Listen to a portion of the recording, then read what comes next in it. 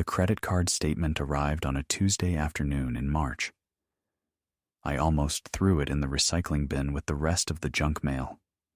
After all, I'd closed that joint account 14 months ago when Linda and I finalized the divorce. But something made me tear open the envelope anyway.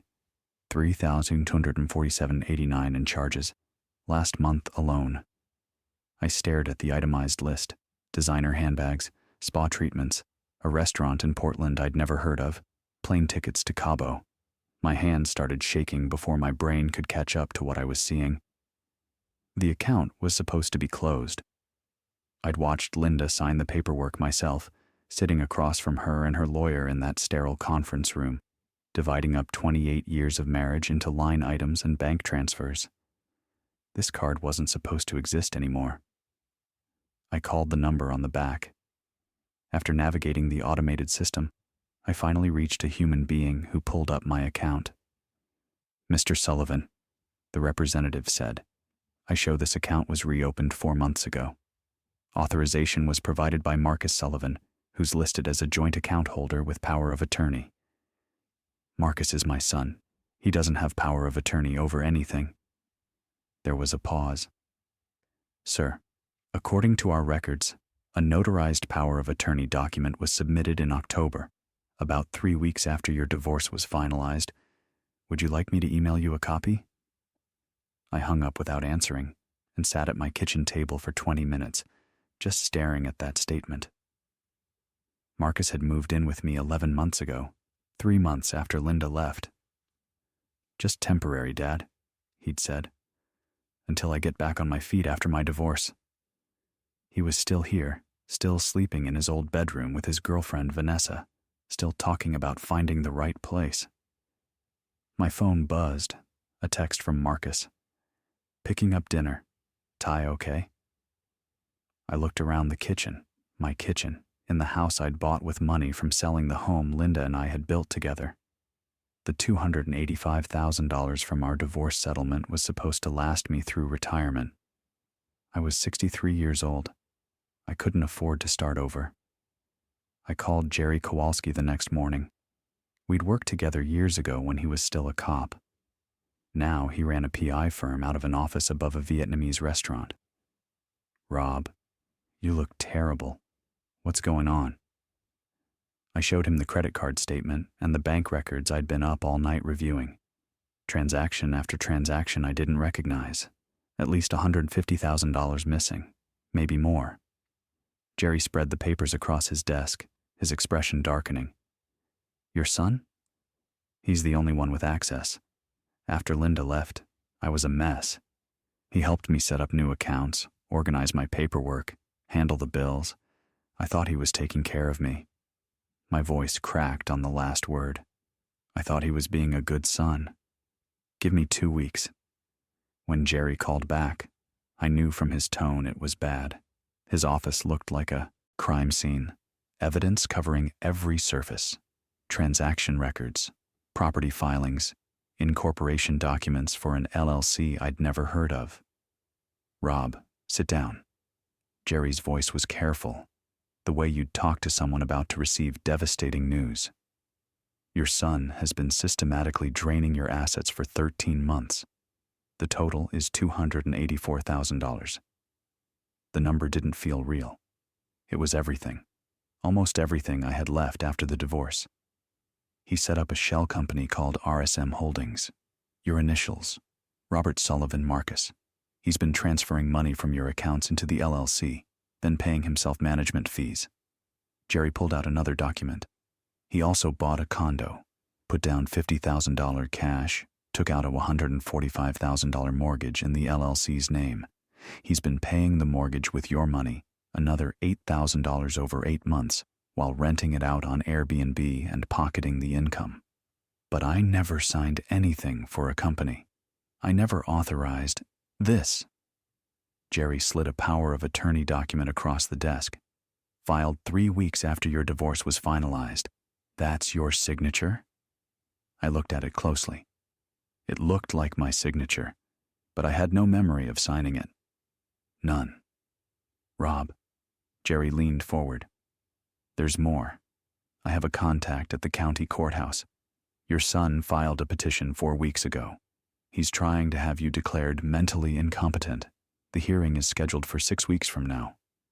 The floor seemed to tilt. What? He's claiming you've been experiencing cognitive decline, memory loss, confusion, inability to manage your affairs. If he succeeds, he becomes your legal guardian. Complete control over your finances, your property, even where you live. I thought about the expired yogurt Marcus had pointed out last week, concerned about my eating habits. The doctor's appointment he'd sworn I'd missed, even though I had no record of scheduling one. The way Vanessa would gently suggest I write things down more often, since I seemed to be forgetting so much lately. They were building a case, and I'd been so lost in the wreckage of my divorce, so grateful to have my son back home taking care of things, that I hadn't seen it. What do I do?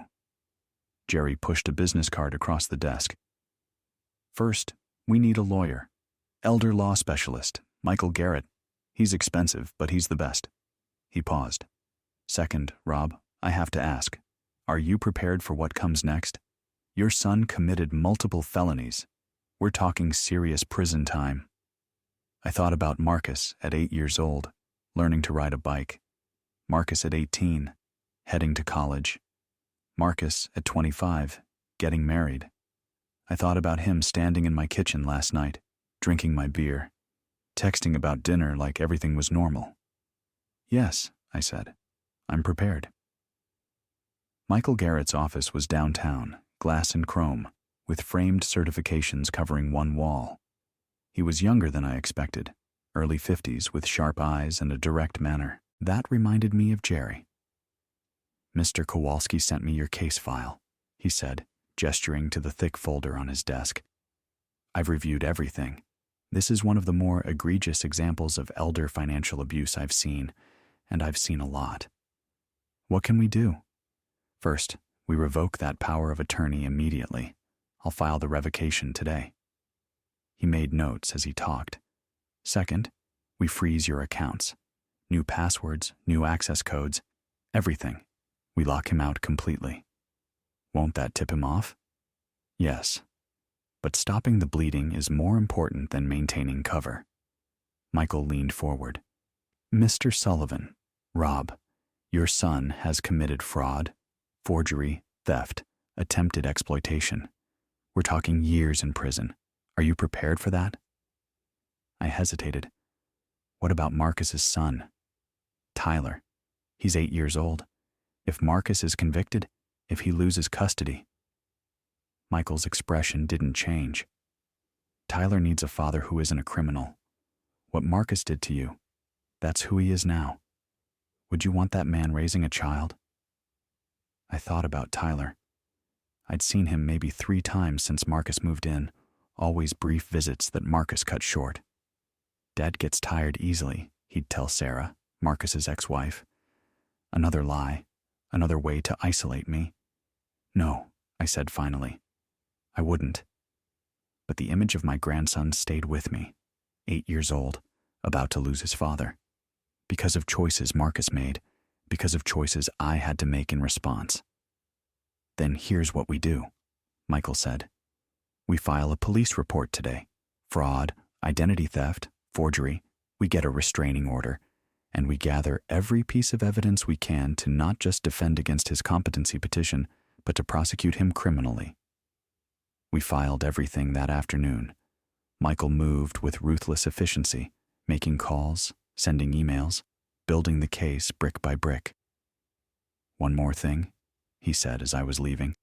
Don't confront him yet, not until we have everything in place. The restraining order hearing is next week. Let the sheriff serve him. You're not safe doing this alone. I went home to wait. For 6 more days, I lived in my house with my son and his girlfriend, watching them move through my space like they owned it. But now I had a plan. I stopped at an electronics store and bought 3 small security cameras, the kind that look like phone chargers or smoke detectors. The young clerk showed me how to set them up on my phone.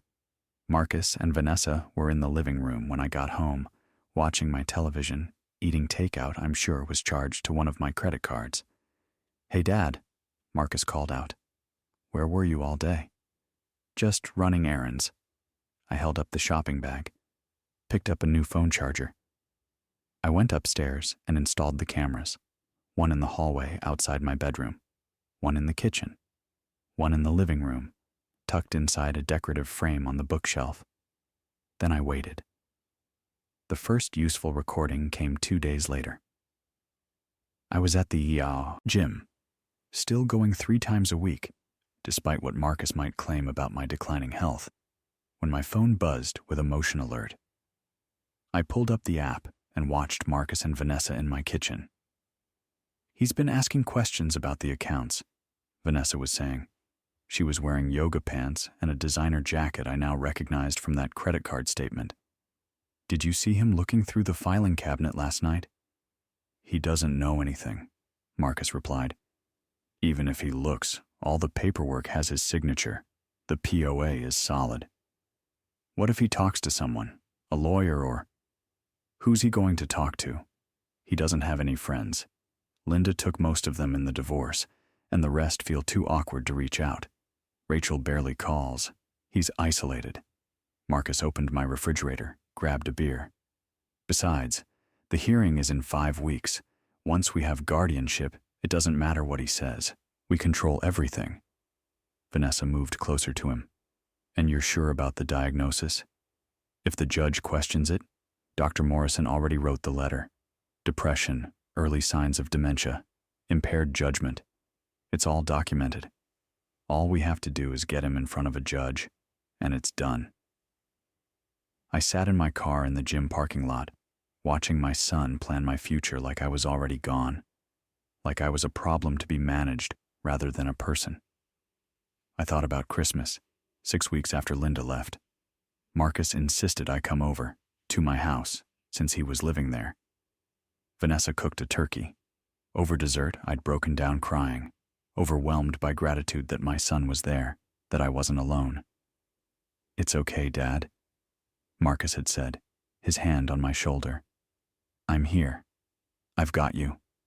I'll always take care of you." I'd felt so grateful, so relieved. 2 weeks later, he filed the competency petition. And on another camera recording, I heard him laugh about it to Vanessa. "You should have seen him at Christmas. Actually cried because I made dinner. Made everything so much easier. The judge is going to eat it up. Confused old man, can't take care of himself. Grateful his son stepped in." That moment of vulnerability, of genuine emotion, had been ammunition to him. Nothing more. I called my daughter Jessica that night. We hadn't talked much since the divorce. She lived in Vancouver with her husband and 2 kids, and Marcus had convinced me she was too busy to deal with my problems. "Dad?" She sounded surprised. "Is everything okay?" "Jessica, I need to tell you something, and I need you to just listen." I told her everything. When I finished, there was a long silence. "That son of a bitch," she finally said. "Dad, why didn't you call me sooner?" "Marcus said you were busy," he said. "He was isolating you." "God, Dad, I tried to call you 3 times last month. Marcus told me you didn't want to talk, that you were having a hard time and needed space." "I never said that. I know that now." I could hear her moving around. "I'm looking at flights. I can be there tomorrow night." "You don't have to." "Yes, I do. You're my father, and Marcus is about to learn what happens when you mess with our family." Jessica arrived the next evening, 2 hours before the sheriff was scheduled to serve the restraining order. We'd planned it that way. I wanted her there when it happened, wanted Marcus to see that he hadn't isolated me as completely as he thought. Marcus and Vanessa were in the living room when Jessica walked through the door without knocking. She'd kept her key from high school, and the look on Marcus's face when she appeared was almost worth everything I'd been through. "Jessica," he said, standing up. "What are you doing here?" "It's Jessica, Marcus, not Rachel. You've been getting it wrong for a year." She dropped her bag by the door. And I'm here because Dad told me what you've been doing. Vanessa stood too, her hand moving to Marcus's arm.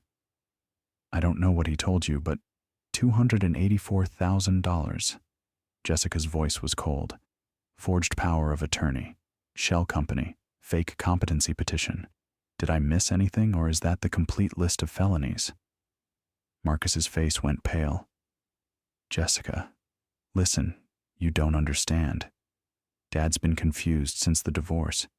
He's not remembering things correctly. I have recordings of you planning this. Bank statements, property records. I pulled out my phone, pulled up the camera footage. I've been documenting everything for 2 weeks. I played the kitchen conversation. Marcus and Vanessa discussing the guardianship hearing, the fake diagnosis, their plans for controlling my life. Marcus's voice filled the living room. Once we have guardianship, it doesn't matter what he says. We control everything. The color drained from Marcus's face. Vanessa took a step back, creating distance between them, like she could separate herself from what they'd done. Dad, Marcus said, I can explain. The doorbell rang. I opened it to find a sheriff's deputy standing on my porch, papers in hand. I'm looking for Marcus Sullivan. That's me. Marcus's voice was barely a whisper. The deputy handed him the restraining order. Mr. Sullivan, you're required to immediately vacate these premises and maintain no contact with Robert Sullivan. You have 2 hours to collect your essential belongings. A deputy will remain to supervise. Marcus looked at the papers, then at me. Dad, please. I was trying to help. The money from your divorce. It wasn't going to last. I was investing it, managing it. You were stealing it, Jessica said, and you were going to have Dad declared incompetent so he couldn't stop you. I'm your son. No. The word came out harder than I intended. A son doesn't do what you've done. A son doesn't prey on his father's grief. A son doesn't laugh about his father crying at Christmas. Marcus froze. You heard that? I heard all of it. I took the restraining order from the deputy. You have 2 hours. Take your things and go. Vanessa was already moving, grabbing her purse, her phone. I need to call my lawyer. Good idea, Michael Garrett said, stepping through the door. I'd asked him to witness everything. You're going to need one. Detective Park from the Financial Crimes Unit will want to talk to both of you. They left in under an hour, loading garbage bags full of clothes into Marcus's car. The deputy supervised, making sure they only took what belonged to them. Marcus tried to catch my eye several times, but I wouldn't look at him. I couldn't. Jessica changed the locks that night. We sat in the kitchen afterward, drinking coffee, not saying much. How much did he actually steal? She finally asked. $284,000. Everything broken down. $180,000 in wire transfers, $64,000 in forged checks, $40,000 in credit card charges. I ran my hand over my face. My lawyer says we can recover most of it, but the legal fees will be around $38,000. Even if we get everything back, I'm looking at a significant loss. That's your retirement, Dad. I know. She reached across the table, put her hand over mine. I'm so sorry. I should have been there more after Mom left. I should have checked in. You have your own life, Jess, your own family. Marcus convinced both of us that you were too busy, that I wanted space. He knew exactly what he was doing. I squeezed her hand. But you're here now. That's what matters. The investigation moved quickly. Detective Park was thorough, building the case transaction by transaction. Vanessa cut a deal within 3 months, 18 months probation and full restitution in exchange for testimony against Marcus. She claimed the whole thing had been his idea, that she'd just followed his advice as his financial advisor. I didn't attend most of the pretrial proceedings. Michael said it wasn't necessary, and I couldn't stomach sitting in the same room with Marcus for hours, but I was there for the trial. The courtroom was smaller than I expected, wood-paneled and fluorescent lit. Marcus sat at the defense table in a suit I recognized from his wedding. I wondered if that was intentional, a reminder of better days, of the son he used to be. The trial lasted 4 days. Prosecutor Sarah Chen was methodical. Transaction records, forged signatures, camera footage. Jerry testified about the shell company, Michael about the competency petition. Kate Morrison, my former financial advisor, testified about the suspicious transfers she'd noticed. But Vanessa's testimony was what destroyed him. Cool and composed, she described every detail. The planning sessions, the fake diagnosis, the timeline for getting me declared incompetent and moved into assisted living. She showed no emotion. She was saving herself, and she did it by burying Marcus. Marcus's lawyer tried to paint me as confused, someone who'd authorized the transactions and forgotten. But the jury could see me sitting there, coherent and articulate, keeping careful notes. When I took the stand, I made sure they understood. My son saw an opportunity, I said, looking directly at the jury. I was vulnerable, lonely, grateful, and he exploited that. He didn't just steal my money, he tried to steal my autonomy, my dignity, my future. That's not confusion. That's calculated betrayal. The jury deliberated for 5 hours. When they came back with guilty verdicts on all counts, fraud, forgery, theft, attempted financial exploitation, I felt relief so intense it almost knocked me over. Jessica grabbed my hand and squeezed hard. The sentencing hearing came 3 weeks later. Jessica flew back to be there with me. We sat in the same courtroom, watching the judge review the case file. "Mr. Sullivan," the judge said, looking at Marcus, "you targeted your own father at his most vulnerable. You exploited his grief after his divorce, his love for you as his son, and his trust that you were helping him. You forged documents, stole nearly $300,000, and attempted to have him declared incompetent so you could control his life completely." She paused, letting the words settle. "This court finds your actions particularly reprehensible, given the relationship of trust that should exist between a father and son. I'm sentencing you to 5 years in state prison with eligibility for parole after 3 years served. You're also ordered to pay full restitution of $284,000, plus legal fees and damages incurred by the victim." As they led Marcus away, he looked at me one last time. I couldn't read his expression. Regret? Anger? I wasn't sure. Part of me didn't want to know. Jessica stayed for 2 weeks after the sentencing, helping me sort through everything. We reorganized my finances, set up new accounts with better safeguards, created a proper power of attorney that required oversight from multiple parties. "I should have been there more," she said one evening, sitting in the kitchen where I'd watched Marcus plan my downfall. After Mom left, "Jess, stop. Marcus is responsible for what Marcus did, not you, not me. He made choices, and now he's facing the consequences." She nodded, but I could see the guilt still there. We were both going to carry this for a long time. The civil suits took months to resolve. We recovered $180,000 in direct cash, money frozen in accounts or seized from Marcus's assets. Vanessa paid her share of restitution, another $45,000. The condo was the complicated part. "He bought it for $195,000, Michael explained. Put down $50,000 of your money, took out a $145,000 mortgage. After 8 months of payments from your funds, he still owed $138,000 when we forced the sale. The condo sold for $185,000. After paying off the mortgage and closing costs, we netted $42,000. Total recovery is $222,000, Michael said. Minus my fees and Jerry's investigation costs, $38,000 total. You're walking away with $184,000. I did the math in my head. Started with $285,000 from the divorce. Lost $284,000 to Marcus. Recovered $222,000. Paid $38,000 in legal fees. Final amount, $185,000.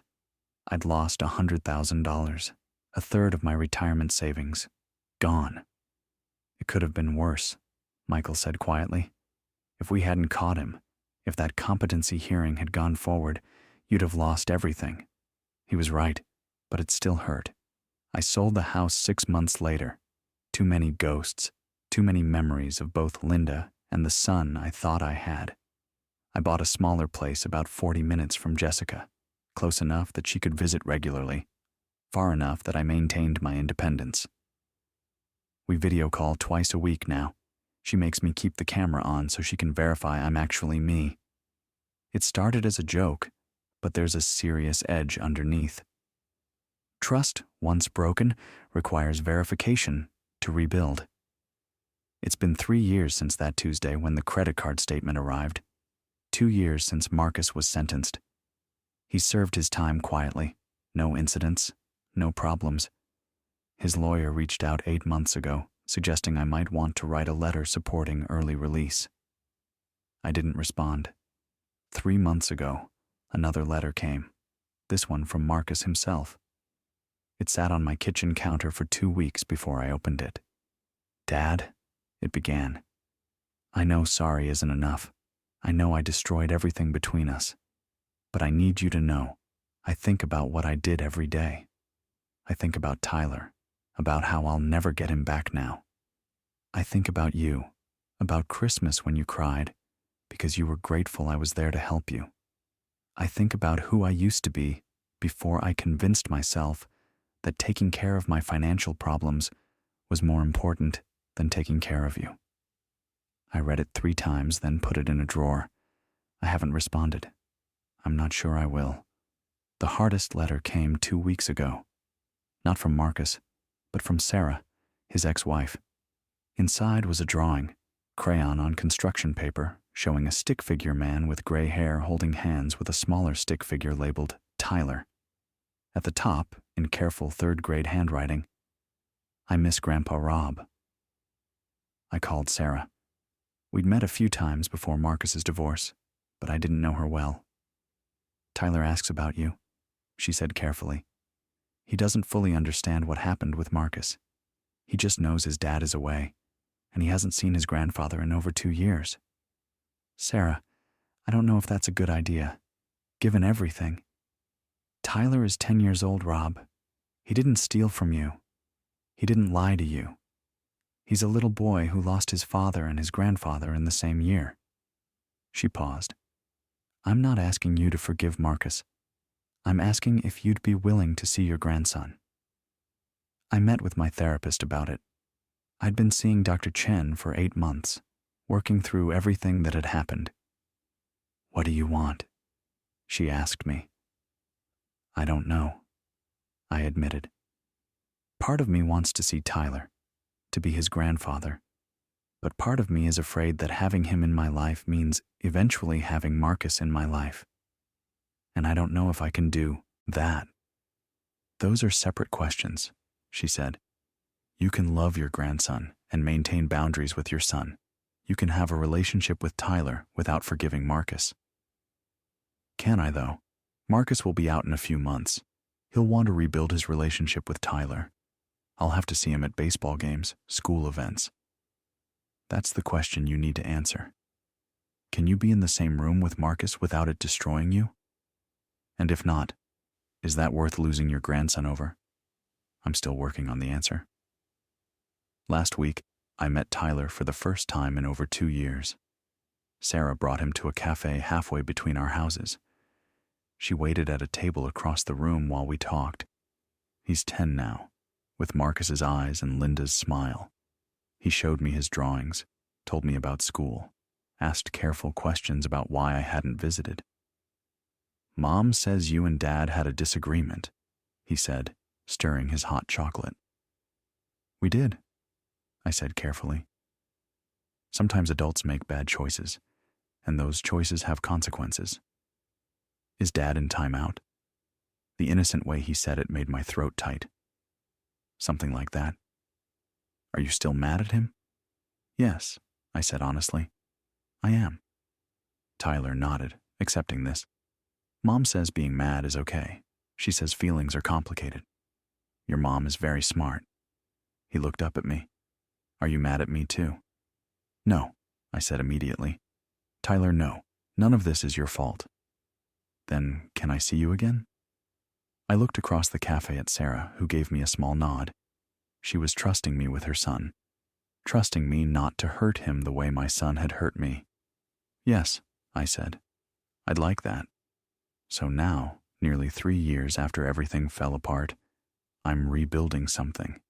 Not what I had before, that's gone, and maybe it was never as solid as I thought, but something new, something real. Jessica visits once a month, sometimes bringing her kids. We cook dinner together, watch movies, talk about everything and nothing. The distance between us that Marcus created is slowly closing. I see Tyler every other week now. We go to movies, play mini golf, get ice cream, do the things grandfathers do. Sarah is cautious but kind, facilitating the relationship while maintaining clear boundaries. She never asks me about Marcus, and I appreciate that more than she knows. Tyler doesn't talk about his father much. When he does, it's careful, like he's testing to see if it's allowed. Dad used to take me to the park, he'll say, watching my face for a reaction. That sounds nice, I tell him, because it probably was nice, back before Marcus made the choices that destroyed everything. Tyler deserves to have good memories of his father, even if I can't share them anymore. And Marcus? He writes occasionally. Short letters, carefully worded, never asking for anything specific. I read them now, though I still don't respond. My therapist says that's progress, that I'm not destroying them unread anymore, not refusing to acknowledge they exist. His parole hearing is next month. He'll have served 3 years of his 5-year sentence. With good behavior, he'll likely be released. His lawyer sent a formal request last week, asking if I'd be willing to appear and speak to the parole board. Not to support his early release. They know better than to ask for that. But to provide perspective about the impact of his crimes, to help the board make an informed decision. I haven't decided yet. Part of me wants to stand there and tell them exactly what he did, what it cost me, why he should serve every day of his sentence. But another part of me thinks about Tyler, about the drawing on my refrigerator, about the way his face lights up when I pick him up for our visits. Do you think you'll ever forgive him? Jessica asked me last week, sitting in my new kitchen in my new house, helping me sort through old photos. I don't know, I said. Maybe. But forgiveness doesn't mean going back to how things were. It doesn't mean forgetting what happened or pretending it didn't matter. She held up a photo. Marcus at his high school graduation, Linda and me on either side of him, all of us smiling. Do you remember this day? I remember being proud, I said. So proud of him. Full scholarship to engineering school, his whole future ahead of him. I took the photo, looked at it closely. I keep trying to figure out when it changed, when the kid in this photo turned into the man who could steal from his own father. Maybe it didn't change all at once. Maybe it was 100 small choices, each one taking him further from who he was supposed to be. Maybe. I put the photo in the box marked Keep. Not because I've forgiven what Marcus did, but because Tyler deserves to know his father was once someone worth being proud of. He deserves to know that people are complicated, that they can be both the hero of your childhood and the villain of your later years. I'm teaching Tyler to ride a bike next Saturday. We're meeting at the park near Sarah's house, and I bought him a helmet decorated with dinosaurs. He's nervous about it.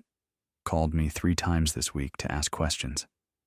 Grandpa Rob, what if I fall? Then you get back up. What if I can't do it? What if I'm bad at it? Then we practice until you get better. That's how it works, Tyler. You fall, you figure out why, and you try again. Nobody gets it perfect the first time. There was a pause on the phone. Then, is that what you did? When the bad stuff happened with Dad? I looked out my window at the small yard, the house I bought after selling the old one. A new start. Not what I'd planned, but mine, built on what I salvaged from the wreckage. Yes, I said. That's exactly what I did. Some things you inherit. Your father's eyes, your mother's smile, your grandfather's name. But the important things? Trust, integrity, the right to be called family. Those you have to earn. Those you prove through actions, not words. Through choices, not blood. Marcus made his choices. Every forged signature, every stolen dollar, every manipulative conversation. He chose to see his grieving father as an opportunity rather than a person who needed help. He chose his financial problems over my well-being, his desperation over my dignity. Now I'm making mine. I'm choosing to see Tyler, to be his grandfather, to teach him the things his father should have taught him. I'm choosing to maintain boundaries with Marcus while leaving space for the possibility that people can change, that consequences can lead to growth. I'm choosing to rebuild my life, not as it was, but as it can be. Smaller in some ways, my house, my savings, my family circle, but stronger in others, my relationships more honest, my trust more carefully given, my understanding of what really matters more clear. Next Saturday, I'll teach Tyler to ride that bike. We'll start with training wheels if we need to. We'll practice balance, steering, pedaling. He'll wobble and maybe fall.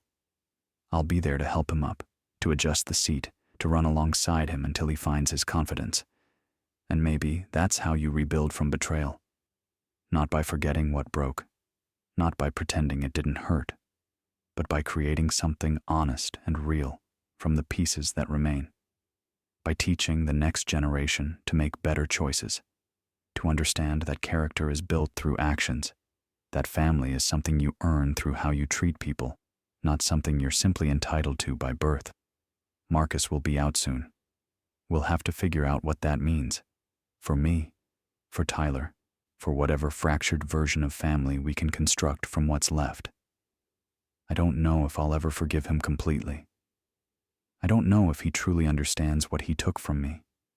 Not just the money, but the security, the trust, the simple comfort of believing your child loves you for who you are rather than what you have. But I know this. I survived. I fought back. I protected myself and rebuilt my life. And now I'm teaching my grandson that survival isn't just about falling down or getting back up. It's about learning from the fall, about making different choices, about creating something worth inheriting. One pedal stroke at a time, one choice at a time, one honest moment at a time. That's what I'm teaching Tyler. And maybe in teaching him, I'm learning it myself. Some things are worth inheriting, and some things are worth building from scratch.